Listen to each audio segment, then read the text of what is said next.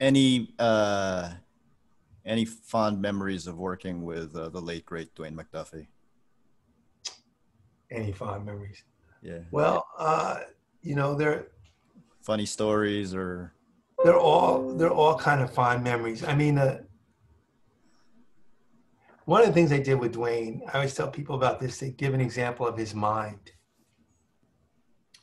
Was after working all day at Milestone, whatever, and sweating over like putting together the Bible, whatever we were going to do, we're trying to do in the early days.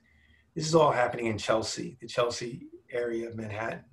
And Dwayne and I would frequently take trips to the bookstore just to take a break. So we'd walk to the bookstore and talk about all the things we wanted to do in the comics. And Dwayne was about 6'5", 6'6". So we're walking down the street like with Mutt and Jeff, and I'm like 6 feet tall, 5'11". I'm not short, but I'm looking up at Dwayne like this, just talking to him.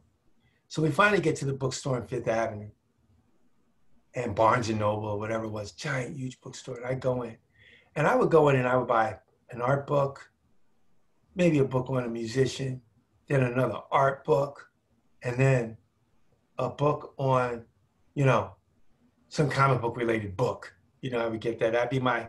That's what I'm getting. Dwayne would go, I swear to God, he'd walk out with a book on metaphysics, advanced some mathematic theory, the playwright, the plays of Eugene O'Neill, and some obscure Japanese, haiku writing from the 17th century. Swear, that was Dwayne's reading list. I looked at him and I looked at his books as we're walking. I'm like, the hell did you get? You're gonna read all those? He's like, yeah, it's just like reading for me, and he meant it. I'm looking at my piddly stack of books, going, I'm not well-rounded in anything.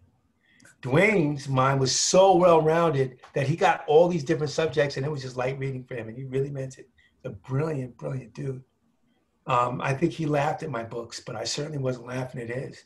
And I was just thinking, who am I partnered with? This guy's like a Megamind, and he really was.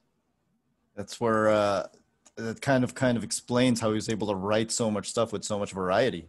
Yeah, no, he was extremely, extremely curious. As I said before, my idea, my Milestone was my idea. That was my idea. I'm like, let's get together, let's get a bunch of Black creators of color together, and we'll form this group, and we'll do some comic books, and we'll create some characters. That was the extent of my idea.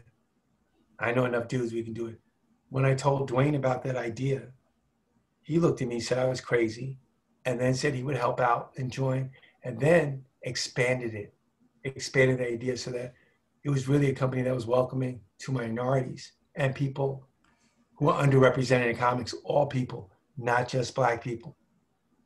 That was Dwayne's genius too, because he opened my eyes and everyone else's eyes to what was possible with Milestone, and we did it. It's amazing.